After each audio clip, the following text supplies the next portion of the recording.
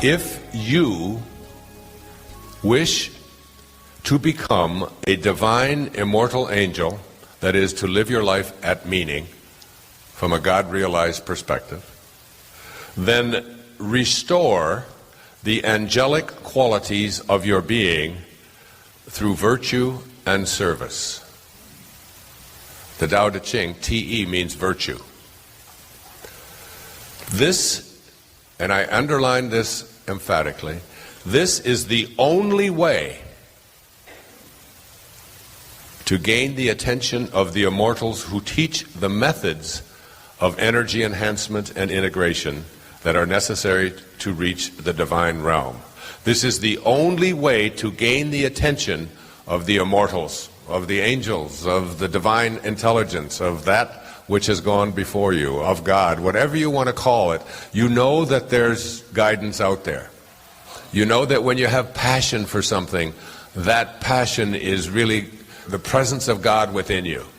When you feel something so strongly that you can't ignore it, that you just have to be it. I hope you're thinking about what your calling is, just what it is, regardless of whether you've actualized it, fulfilled it, whether it's an empty pipe dream, whatever it is. Just think about it. Just think about it. What it is that you feel in here that just won't go away, that calls you to something.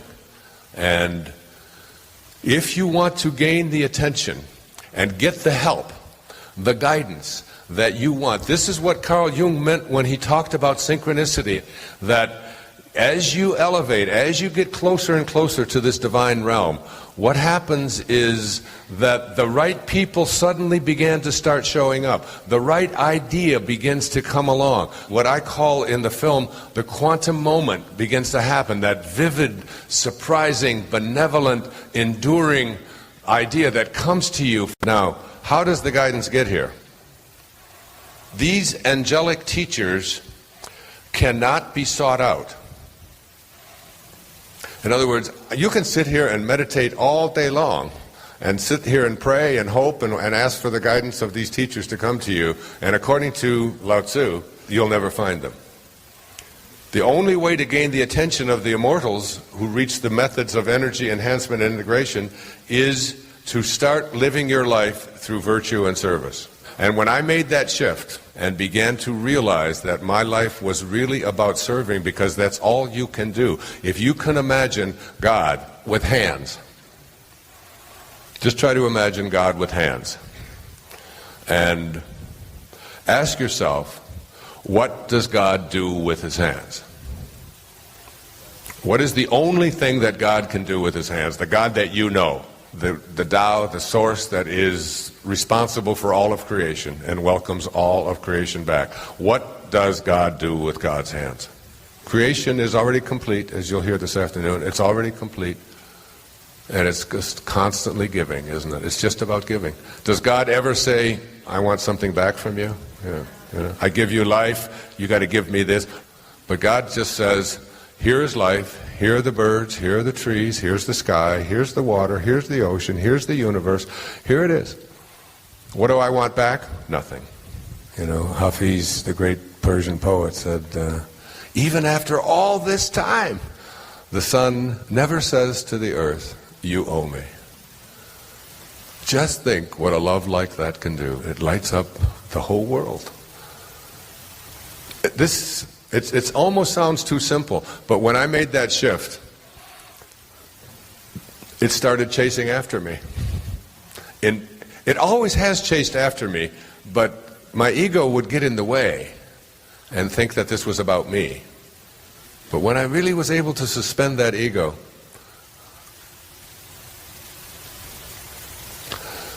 these angelic teachers cannot be sought out. It is they who seek out the students. Now here it comes. This is the part that blows me away. I've been leading up to this.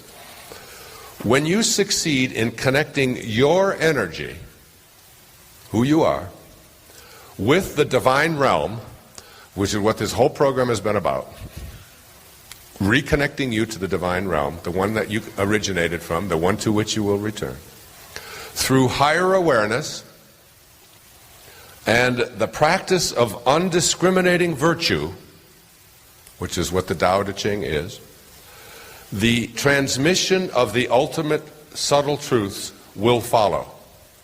This is the path that all angels take to the divine realm.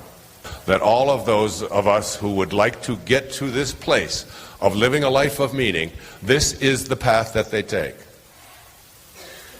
When you succeed in allowing yourself to live from a place of higher awareness, the ego and higher awareness can't coexist. Eckhart Tolle writes a lot about this. Higher awareness is really thinking like God thinks. That's all you have to do. And while I don't think that it's very possible for most of us to ever completely get rid of this ego, as long as we're incarnated into a human form, I do believe that it is possible for us to tame it and to make it less of a dominant force in our lives by no longer having such an important role placed on being right and making other people wrong. One of the ways to begin to work at treasuring your divinity is to practice being kind rather than being right in as many occasions as you possibly can. And you have lots of opportunities to do this on a daily basis. Thousands of them show up in little tiny interactions in virtually every place you go, with strangers, with your children, with your spouses, on the telephone, ordering something in a restaurant, whatever. There's always this part of us that is the ego that wants to be right, that wants to make the dust rise from the earth with your swagger. And after a while, you start noticing it. You start observing it. As your own ego becomes less and less of a dominant force in your life, you start to notice how much other people's ego is playing such a role, how much strutting there is, how much posturing there is, how much bragging takes place. You can see it in body language. You can see it in the way that people deal with each other. You can see it in lines at the grocery store. You can see it when you're trying to get your ticket straightened out at the airport, whatever it might be. There's this placing somebody else in a position of inferiority, and you are here to do this for me, and I'm more important than. And it isn't said that way, but it's sort of communicated. And you think to yourself that all of these people, I do it all the time, all of these people are nothing more than me in an earlier time in my life. That this is the way I was. I see it in my past relationships. I see it in the way that I dealt with my children years ago and the way that I deal with them now. I see it in noticing that it's easier now for me to be kind and to suspend being right. And I'm right almost all the time. But I no longer need to point it out, except for right now, of course.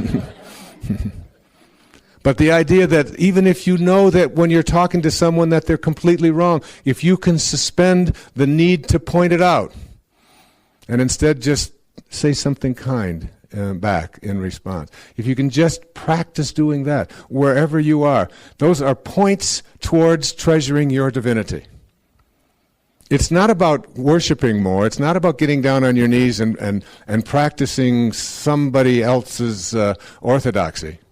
It's not about fitting in.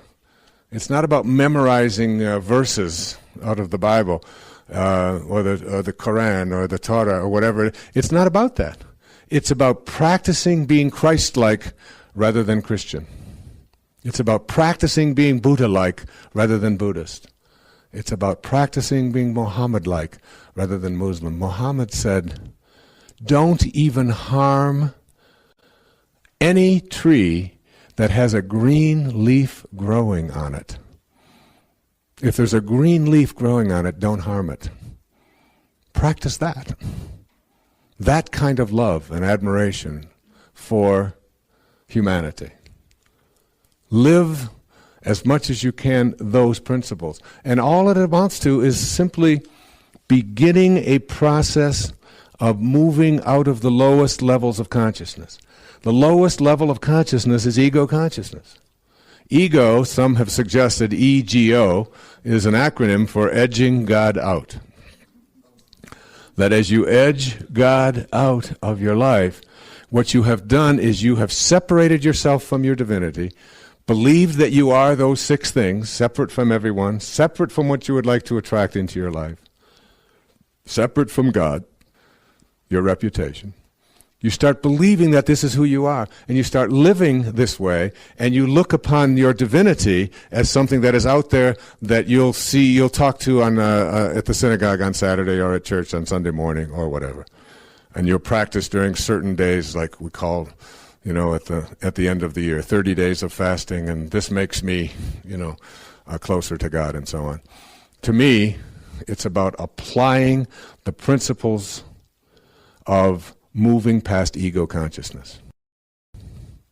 And when I see conflicts between one group and another, men versus women, when I see conflicts between people who are older and people who are younger, when you see conflicts existing between people who have one color skin and a different color of skin, when you see conflicts between people who wear a robe versus those who wear a yarmulke, when you see all of these divisions, and there are just endless numbers of them that we pigeonhole ourselves into, they are still the cause of virtually all conflicts on the planet.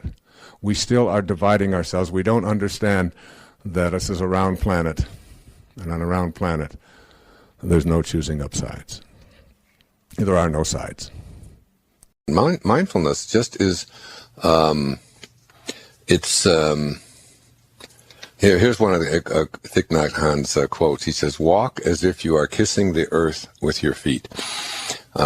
It's a practice of putting your mind and your consciousness onto exactly where you are in the moment, and being able to find beauty.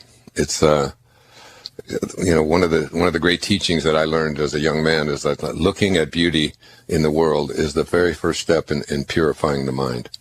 To be able to find beauty. I remember the story I told of Viktor Frankl when I was with him in 1978 on a panel in Vienna. The great Viktor Frankl, who wrote Man's Search for Meaning, and he said that they would give. We had lunch after that, just the two of us. I was very, very touched, and it was one of the most memorable moments of my life. And he said to me, when we were given a bowl of dirty water with a floating fish head in it, and that was our protein for the day. And he said you had to be able to find a way to find beauty in that. He said when we're challenged with circumstances over which we have absolutely no control, that we're challenged to change ourselves. And instead of looking at this as poor me and this shouldn't be happening and isn't this awful, but looking at it in terms of this is where I am. This is where I am in this moment. And in this moment, I'm going to find beauty in this and be in a state of appreciation for this fish, for it's giving its life to me. It's allowing me to survive and so on. And he said the people, he told me, and I'll never forget this, he said the people in the concentration camps, this was in Auschwitz, in Poland, he said the people who couldn't find beauty in the circumstances that they were in, the horrible circumstances that they were in, he said they would always perish. He said, you've got to be able to see beauty. The famous line from John Keats in Ode on a Grecian Urn, beauty is truth, and truth is beauty. That's all you need to know on earth. That's all you know on earth, and all you need to know. And so that this ability, and that's what mindfulness is. It's walking on the earth and kissing the ground with your feet with each step that you take and becoming aware of it. He talks frequently about being able to find beauty in just drying a dish. Yeah, a lot of times people sit down, and while they're while they're sitting down for a meal, they're already thinking about what they're going to have for dessert, and instead of just being there in this moment. If this is the appetizer and this is the bite that I'm taking, and this is what I'm tasting in this moment, and to find beauty in virtually everything that there is in you. It's this way of making the mind pure. Every beauty which is seen here below, down here below, by persons of perception resembles more than anything else that celestial source from which we all come. Isn't that great? Every beauty that we see resembles more than anything else that source. We're talking about source, connecting to source, from which we all come. Do you see beauty? Do you see it more or less in your life? Can you find it in a homeless person urinating on the street? Can you find beauty in a cockroach? As you reach higher levels of consciousness, you begin to see, not only do you see beauty everywhere and in everything, you begin to recognize it as truth. And, you know, you can look around, whoever you are, listening wherever you are on this planet right now. Look out your window, or look to your right, or look to your left, wherever you are, you know, in a little room someplace, or sitting on a beach somewhere, or driving in your car, or whatever it may be, and just look around. What I want to say to all of you is that, you know, the very first step in purifying your mind and moving into higher levels of consciousness and recognizing the eternal, infinite consciousness that you are, is to look at beauty in the world and see it in as many places as you can. And if you're a writer, you write a poem about it. I mean, there's 3 or 4 poems in there right now that and if I were if Rumi were here listening, and maybe he is, maybe that was Rumi, you know, in the, because I have such a love affair with his poetry. Maybe it was Rumi walking across my balcony on the railing, saying, "Find beauty in me." Just one of the strangest experiences that I've had, and that all came from Thich Nhat Hanh. And since we had that experience, and since I was reading him this week, I've been finding beauty in everything, you know, in every little bird that flies by, and every person that's out there, and every wave that shows up, and so on. You have to learn how to shut down the inner dialogue. And what is the inner dialogue? The constant repetition in your mind of that chatter that goes on endlessly. It is nothing more than your inventory of beliefs, all of which have doubt attached to them, and all of the things that you're offended by, and all of the judgments that you have. You have to shut it down. If you want to know God, as Melville said, the one and only voice of God is silence. You have got to know that deep within you, your mind is like a pond, like dropping a pebble into a pond. And you drop the pebble in, and at the surface are all the disturbances. And in your mind, that's the chatter. That's the endless repetition of the beliefs and the things that offend you and your judgments. Endlessly repeating, over and over and over again. You get to a place where you get peaceful. Call it meditation, call it prayer, it doesn't matter. You make it a regular part of your life. Blaise Pascal, the great French philosopher, once said that all of man's troubles stem from his inability to sit quietly in a room alone. Most of us can't do that. We're so hung up on chatter and our inventory and our beliefs. The pebble drops in its layers, and it drops past chatter to analysis. A-N-A-L. Anal analysis, all right? All that anal retentive stuff. Constant picking apart, the intellectual violence of tearing everything apart. It drops to synthesis. Instead of looking at it, I can do this when I'm troubled by something. I can see the pebble in my meditation just dropping. Chatter, no. Why did she do that? Why would she say that? Why would she do that? And I would be thinking about, why would my wife do this? Why would one of my kids do that? And then I could just feel the pebble dropping, and I get to a place called synthesis, where instead of seeing how things are pulled apart, you see how they're held together. And now I see that, you know, my wife and I are one, and my children are one, and we're all one, and this is one family. And it's like all of the analysis and the chatter is gone. And then you get to a point where the pebble drops a little further, and as the pebble drops, you begin to quiet your mind. And now there's no analysis or synthesis. It's like quiet. And ultimately, the pebble drops in a place called the unified field, where you empty your mind. And in the unified field, St. Mark put it this way, to he that knoweth all things are possible. Now what does that leave out? Nothing. In the unified field, it's called a unified field of all possibilities. You're always in the right place at the right time. In this peaceful place within you, God will show up. And you will know that you're not alone. You will know that if prayer is called, if what you do when you talk to God is called prayer, you will know that your intuition is God talking to you. You will see and experience and know.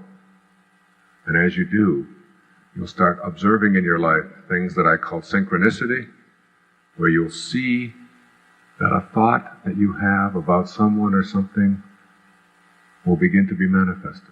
It will happen for you over and over again. Those things become a regular part of your consciousness when you get to the unified field. You'll be thinking about your sister, and all of a sudden, she will call, and you haven't talked to her in 5 years. You'll find yourself having these experiences, meditating your way through a tennis match. One time I was meditating my way through a tennis match, and I went for a ball that everyone said was impossible to get, and for sure I couldn't have gotten to it. It was hit so hard, and I just took off. And I was in that zone. I was in what they call flow, where you just get to this ecstasy place, which meditation gives you. And I just took off and left my body, it seemed like, and reached out and hit that ball and hit it back for a winner. And everyone turned around and said, "What happened? How could never have gotten to that ball?" I said, "You're not going to believe this, but the ball waited in midair for me to get there."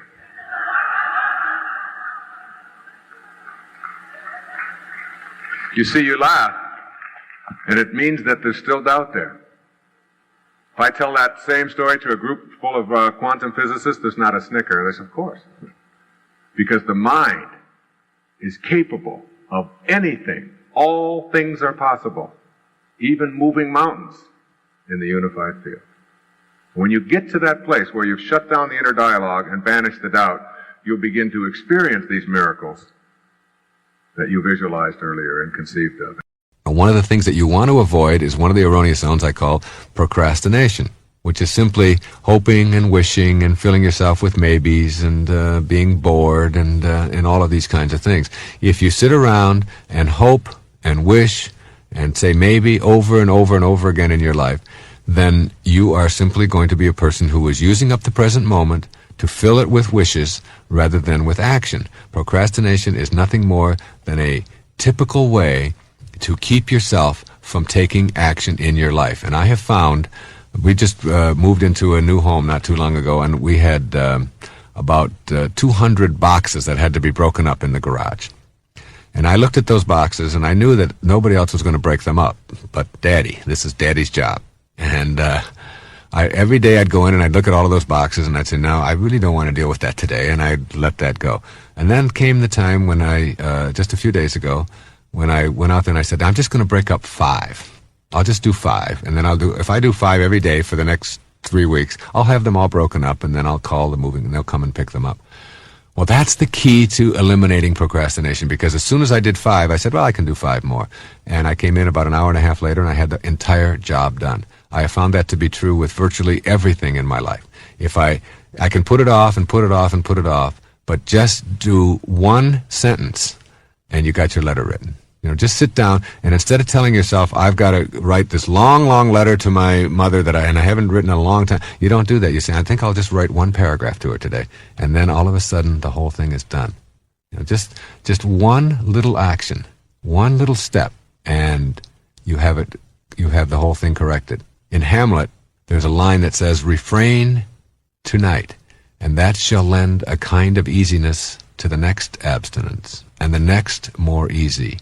For use almost can change the stamp of nature. That's so beautiful. For use almost can change the stamp of nature. You can change your very nature by just refraining, by just doing something in the moment. So whatever it is right now, as soon as this tape is over, and it'll be over in just a few minutes, as soon as it's over, whatever it is that you've been procrastinating about or thinking about doing but haven't gotten around to do it, just do an opening on it. Just start it.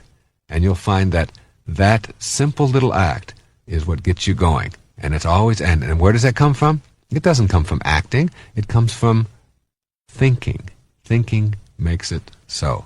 So rid your life of hoping and wishing and saying maybe and all of those kinds of things, and instead move beyond that and say, anything I can visualize in my mind, if I can get it there and hold it there, I can act upon it. So I will act upon it in the now, in the working unit of your life, now, today, this moment. Anger is another erroneous zone that is very important to deal with. It's something that I think a lot about because there's so much of it in the world. It's the cause of almost all international crises. It's the cause of family breakups and so on. And a lot of people think that anger is just something that happens. And anger isn't. You don't have anger genes. You have choices. There's no anger in the world. There are only people thinking angry thoughts and then acting out on those thoughts. Buddha said you will not be punished for your anger. You will be punished by your anger. Your anger is something that you live with.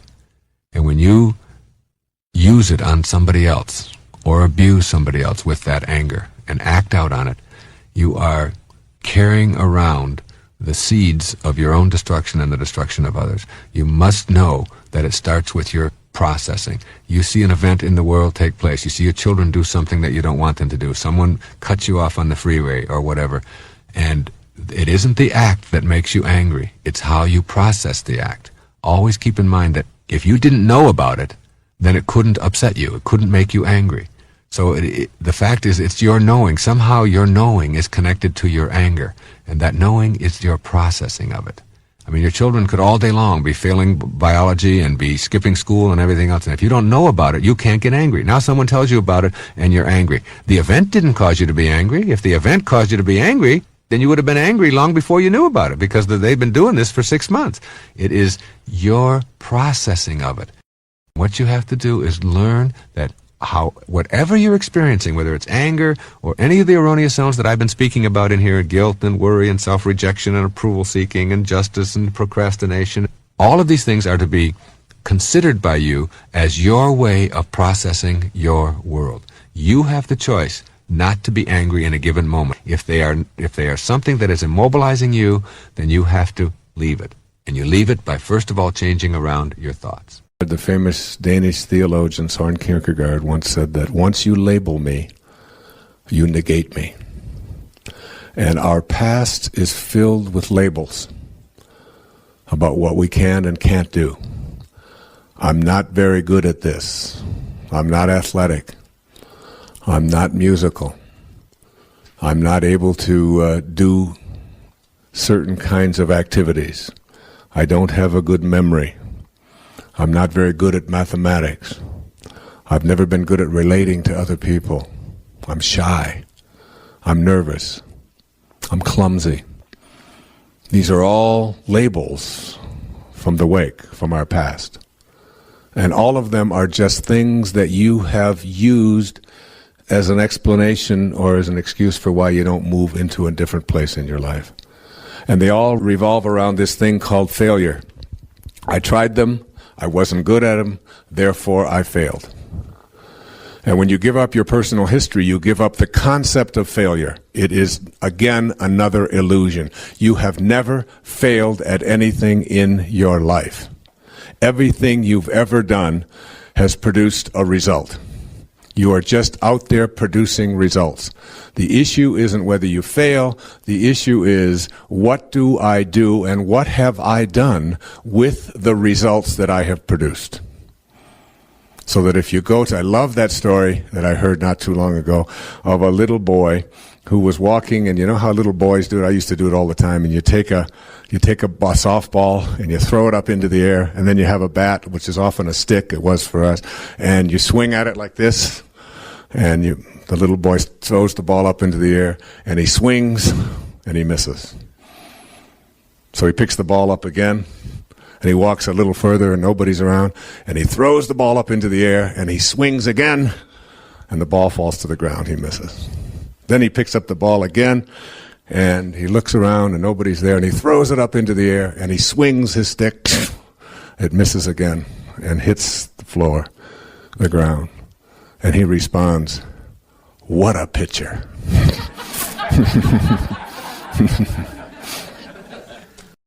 It's the idea that you can never fail at anything. And I can't tell you how many endless clients that I have told, you have never failed at anything in your life. If you weigh 300 pounds, and you've weighed 300 pounds for the last 20 years, you have just produced enormous results. And the question isn't, why am I such a failure? Why have I always been obese? Why have I always been these terrible things that are back there in the past that I'm bonded to, and now coming up with reasons to explain it away? Well, my mother, we have this, and then I'm doing it in response to that, and this is because of that. And you can come up with an endless number of reasons. I was talking about this last night, that my brother and I both lived in the same foster homes, in the same orphanage for years. And my one brother is very shy and very reserved and has had a great deal of difficulty. And I've been out there, very public and very outgoing and so on. And both of us can explain our behavior on the basis of the same experience. Obviously, I have self-confidence because I never had anybody to give me confidence when I was young. And I was always going from place to place, so I had to go within and rely upon myself. And my brother would say, obviously, I don't have any confidence because I didn't have anybody to give me any confidence when I was young.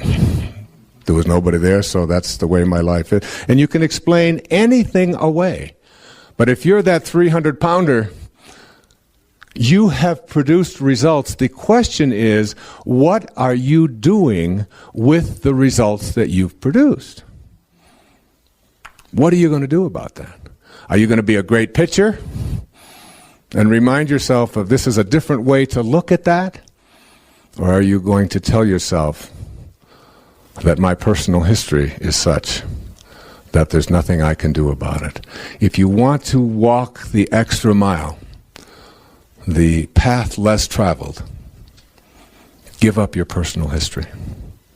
If you don't have a story, you won't have to live up to it. And you can live every moment in the only place where you'll ever come to know what it's like to be connected and united with God. It's the only place God ever is or ever has been. Right here, now. Don't use your weaknesses, your struggles, your difficulties, the things that happen to you as a calling card. Sharing it with everybody else and using it as a way to get sympathy for yourself. If you've been through a divorce, if you're a widow, if you've been through cancer, if you've been, whatever it is, don't use that as a way to get attention for yourself. Because what it'll do is it'll keep you bonded back here. And it'll also give you more of an opportunity to repeat and attract the very thing that you're still upset about. Sounds have power.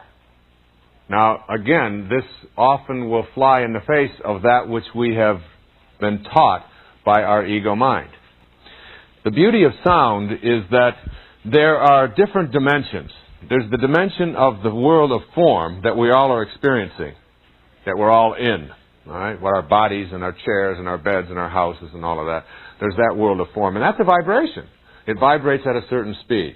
And then there's the other level of way, way, way up past that called the etheric level, which is another vibration, the world of thought and the world of spirit.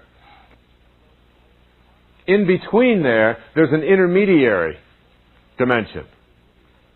And that intermediary dimension between the world of form and the world of spirit or thought is the vibration of sound. And sound is our access to those higher, faster vibrations of speed and thought. So that even though we can't see sound, we can measure it pretty well with scopes and so on. We can tell how fast the vibrations go. Through sound, we can leave the world of form and use it as a vehicle for getting to that level of divine intelligence, which is vibrating at a very, very, like trillions and trillions and trillions of times per second, versus sound, which is between 30,000 vibrations and, say, 16,000 vibrations, whatever it is. So think about sounds like this. And certain sounds, therefore, have different capacities than other sounds.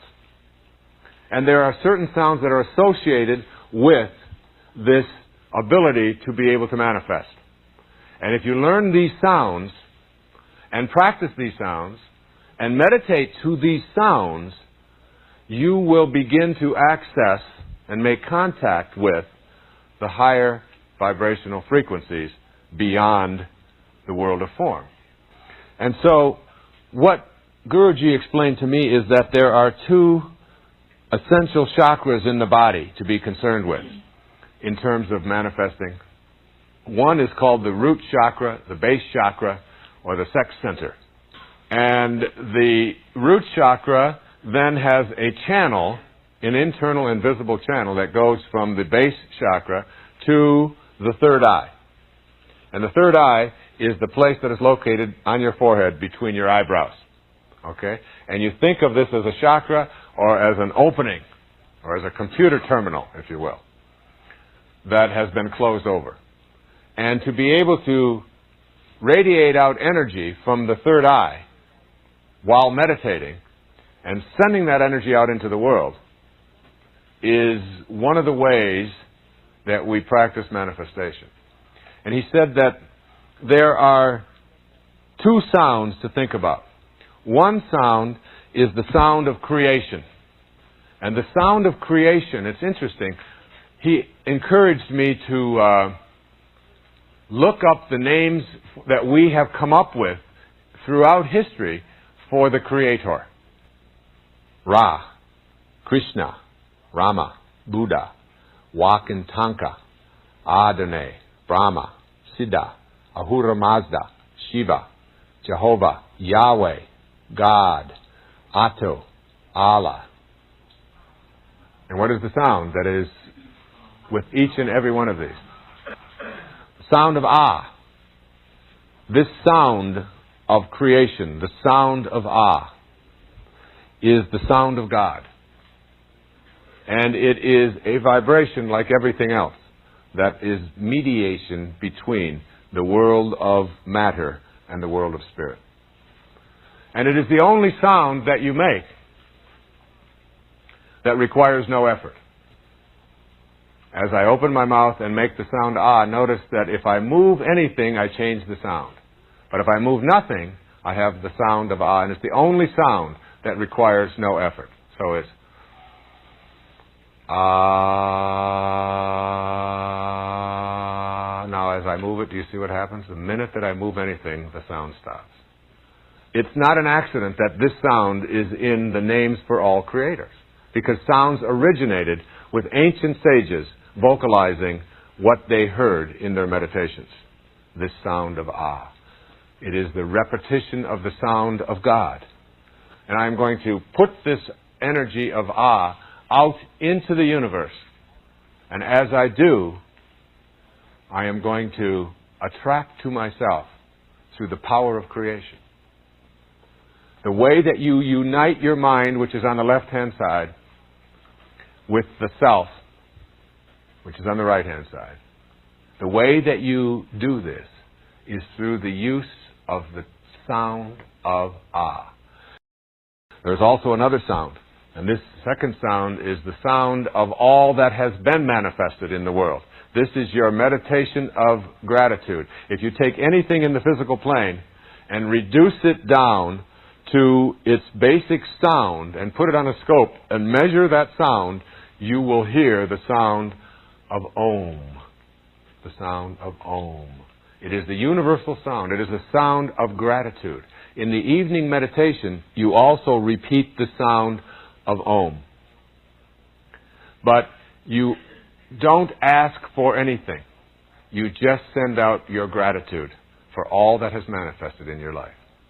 And you will feel an enormous sense of peace and joy.